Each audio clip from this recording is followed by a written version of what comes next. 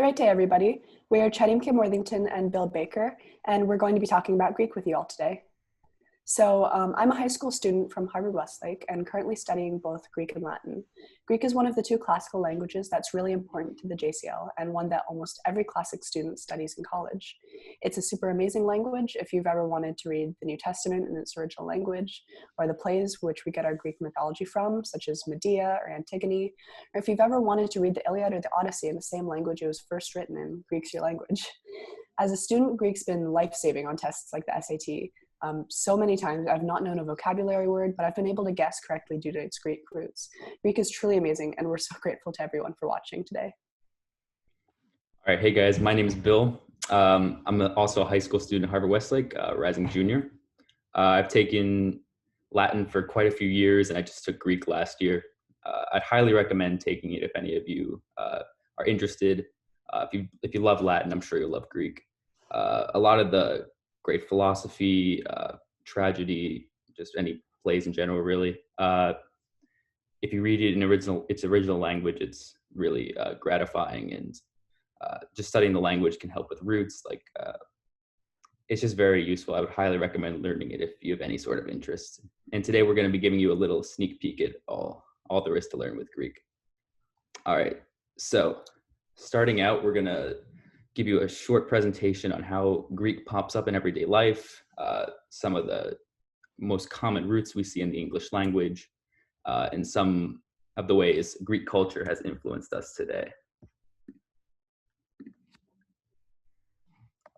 All right, so here's a list of really common Greek roots that we see in the English language. So one I'm sure you've all encountered quite a few times is phobia. So it's the Greek word for fear. It's not screen sharing. Oh. Darn. All right, here we go. All right, so here, like I said, is the list of common Greek roots that we see in the English language. So first we have phobia, which I'm sure you've all seen. Things like arachnophobia, which is the fear of spiders, or really anything. When you tack phobia onto the end, it's just the fear of that thing. We have micro here, which means small. I'm sure you've all seen that. We have demos, which is the Greek word for people. Really, it was just citizens, but so we have democracy, which is the combination of two Greek words, demos and kratos, which means people and power. So that gives us the form of government, in which the people have the power. Again, another one you've probably seen, andros. Comes up in words like android, just means man. So an android is a machine that's meant to resemble a man. And finally, we have theos, which means God in Greek. Again, in theology, it's the study of deities or gods. And finally, alpha and beta, I'm sure you've heard of very common Greek letters in the English language. When the actual word alphabet derives from alpha and beta. All right, moving on. Expressions. So just like language takes the English language has taken a lot of its roots from ancient Greek. In the same way, our culture today has taken a lot of inspiration from Greek culture. So for example, mythology has played a huge role in our culture today. So I'm sure you've all heard the expressions of having an Achilles heel or having Midas's touch, which come from the very famous Greek myths. And there's a bunch of examples here, like opening Pandora's box or having an Oedipus complex, which come from Greek mythology and Greek tragedy. All right, the Greek alphabet. So there have been alphabets before the Greek alphabet, like the Phoenicians, but really the Greeks were the first alphabet in the modern sense, in that it features distinct letters for vowels and consonants. It was developed after the Dark Ages, which is probably not the Dark Ages you're thinking of, but a time in very early Greek history when we don't have any written records of what happened during that time. It consists of 24 letters from alpha to omega. And the word alphabet, like we said earlier, actually comes from the two first letters in the Greek alphabet, alpha and beta. And here's just a couple more examples of how Greek has influenced our culture today. So things like the Olympics, the Greeks were the first to hold the Olympics, and that's why they're the first lead in the parade every year. Nike comes from the Greek word Nike, which means victory. Libraries, Greeks had very extensive libraries where they housed vast stores of knowledge. Sadly, many of them were destroyed, but they were really experts at keeping knowledge and written records of history and philosophy and science. Then science and mathematics going down. Greek scientists like Aristotle to Archimedes, a lot of their proofs and like for example, Archimedes, his proofs on geometry and physics still stand today, almost 2,000 years, or more than 2,000 years later. Again, debate, democracy, theater, all things that were heavily influenced by the Greeks. So yeah, those are some examples of how Greek shows up in everyday life. All right. Okay, so now we're going to go over the alphabet. Bill, you need to turn on screen sharing. Wait. Okay, so now we're going to go over the alphabet. So like Bill said, there's 24 letters in the Greek alphabet. Some of them you've most likely heard of: alpha, beta, pi, omega are all letters that are kind of well known even in today's society. So the first ones that we're going to learn are the vowels. A lot of these look really similar and sound similar to English vowels. Like A, alpha, makes an ah sound. This is similar to an English A. Epsilon is equivalent to an E. Iota is equivalent to an I. And Omicron is equivalent to an O. And upsilon is similar to a U. The only difference is that the upsilon is the capital version, looks like a Y instead of a capital U. And the only vowel that looks different from the rest of them are eta and omega. Eta looks like a capital H and this thing, and it makes a long E sound, like an A. Omega, which is not here, looks like, I kind of think of it as like a half axe, but the capital is like a half O and the lowercase looks like a W, and that's a long O. For consonants, the first three are beta, which looks like a B, gamma, which is a G, and delta, which is a D. Gamma, G, and delta is a D sound. The triangle is the capital D. The lowercase looks more similar to an English D. Four more are mu, nu, lambda, and rho. So the big thing that a lot of beginner Greek students confuse is that rho, which is the R, looks like a P. That's like a thing that it's useful to kind of remember, that the P's look like R's. The mu is, the capitals for mu and nu both look like M and N, which are the English equivalents, but the lowercase, the nu looks like a V, the M looks like a Greek letter. And then lambda, which you might have seen in math, is the L, and it looks similar to a delta, but with no bottom line. And the lowercase is the symbol. So for three more consonants, you've most likely heard of pi. So it's a little bit easier to remember. It's like the math symbol, and the capital just looks like a slightly taller version of it. Tau, which is the equivalent of a T, looks pretty similar to a T. Not much difference from English there. And then kappa is a K. The lowercase is just a slightly smaller capital K, and it's a hard K, so you can pronounce it as a hard English C or a hard English K. So these are some of the letters that are a little bit harder to remember, as they don't have quite so many similarities with English. The first one is a phi, which makes the F sound or the PH sound. And that looks like, in capital, it's a circle with a line through. In lowercase, kind of similar, but the way that I draw it, I don't know if you can see my mouse, is like a circle and then the line goes through. Theta is a circle with a line across it, and that makes the TH sound like in the. And chi is an X, and it makes a CH or KH, like rough sound. And then the last couple of ones, psi is another letter that's a little bit different from English, as it doesn't have an exact equivalent. It looks a little bit like a trident, and it's the sound when you say like lips. It's the PS sound.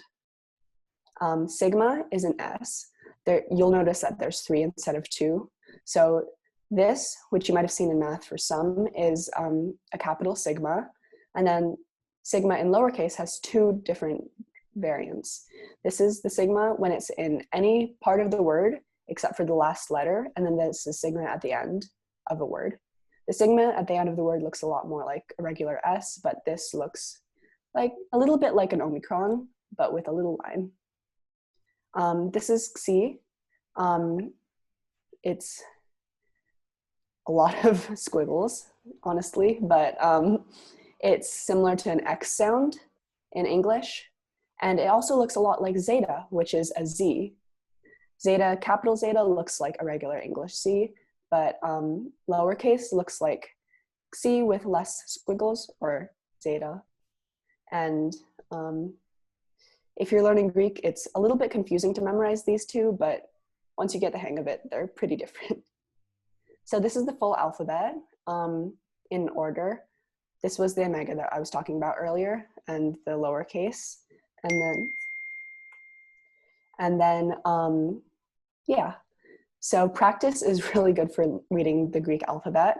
When I was in Greek class, they actually had us spend like a full day just not doing any Greek grammar, but reading Greek words out of context. So for number 1, it starts with a chi, and then alpha, rho, not p, alpha, kappa, tau, eta, rho. So if you read it out, it's actually character or karakter. This one's in capitals, which a lot of Greek students actually have problems with capitals because a lot of the reading is in lowercase and we just don't get used to reading in capitals.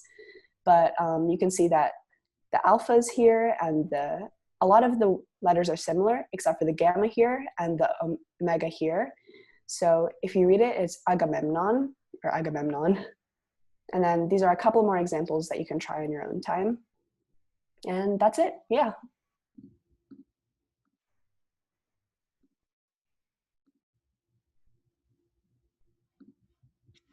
All right. So now we're going to be going over some basic Greek phrases, and at the end we'll go over a couple sentences. Not too hard, they're mostly with cognates, so you should be able to figure them out pretty easily. All right, so first up, we have kaide and kaidete.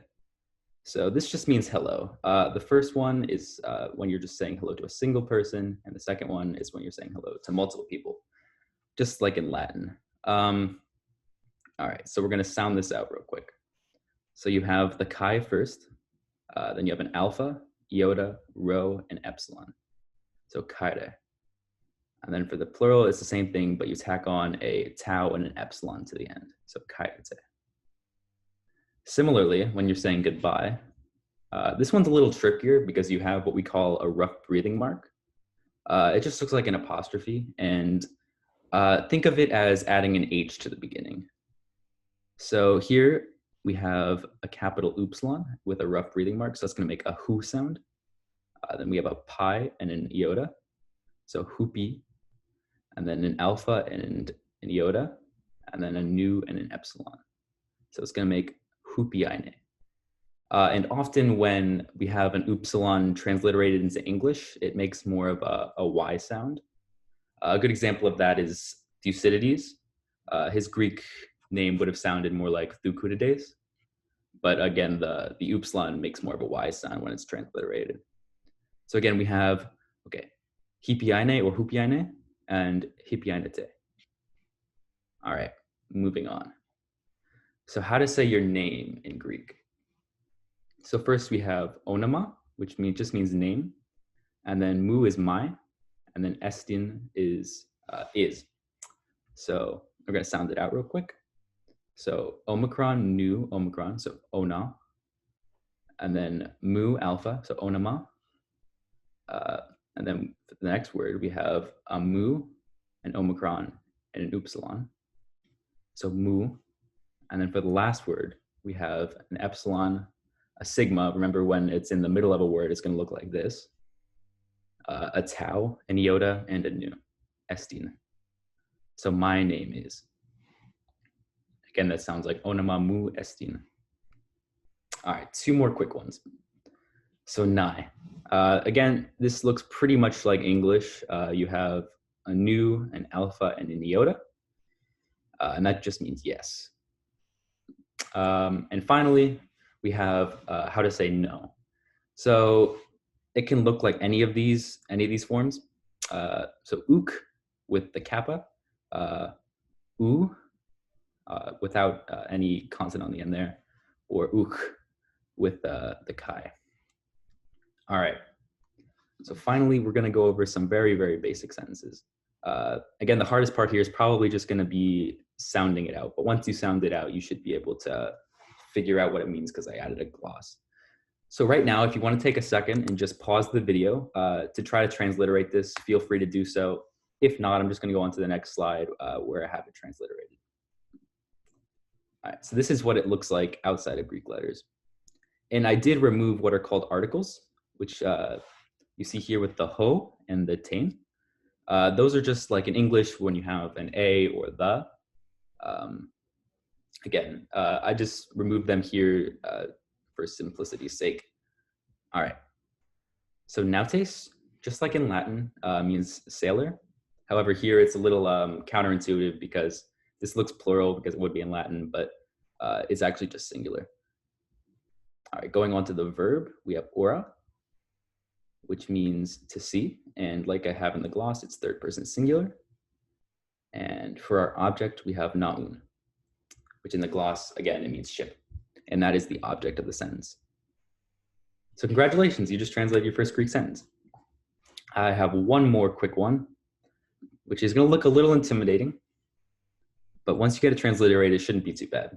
So again, we have ho here as the article. It just means the. All right, so if you want to take a second to try to transliterate it, go ahead. If not, it's totally fine. I'll go on to the next slide so you can see what it looks like transliterated. All right, so Herodotus is our subject. Go to the end, graphe is our verb. Again, third person singular. So Herodotus writes, and then historian, just history. So Herodotus writes history. And that's it. Congratulations, you just translated some Greek sentences.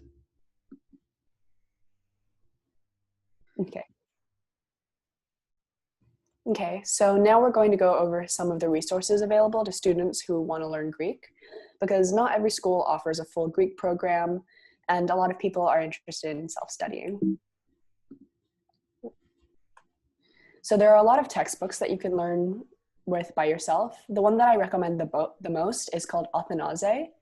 It's a lot similar to the Cambridge Latin course or Lingua Latinae per se illustrata. It has grammar explanations and really short readings.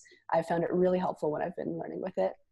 An older textbook that a lot of people use is Introduction to Attic Greek. It's designed for beginners, but it's a little bit harder to go through than Athanase. It's just a little bit older and a little bit more confusing at times. So after you learn the basics of Greek, you can look at books like Greek Grammar and Greek Grammar Revised.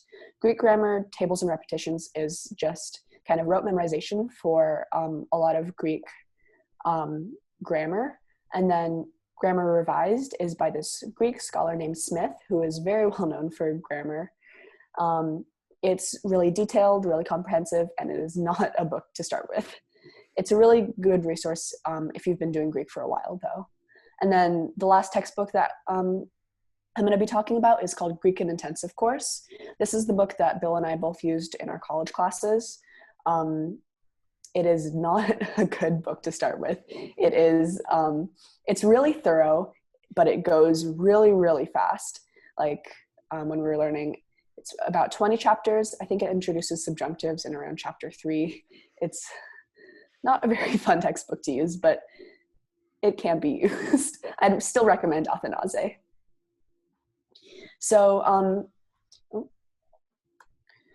So there's also an online resource by a person named Jeffrey Stedman. He makes what are basically free readers for a bunch of different topics. There's Medea, Aristotle, Plato. These are all free online. If you can pause the video and type in these URLs. They're super useful if you've had a little bit of background with Greek, and they're also free. Very nice. Some general resources.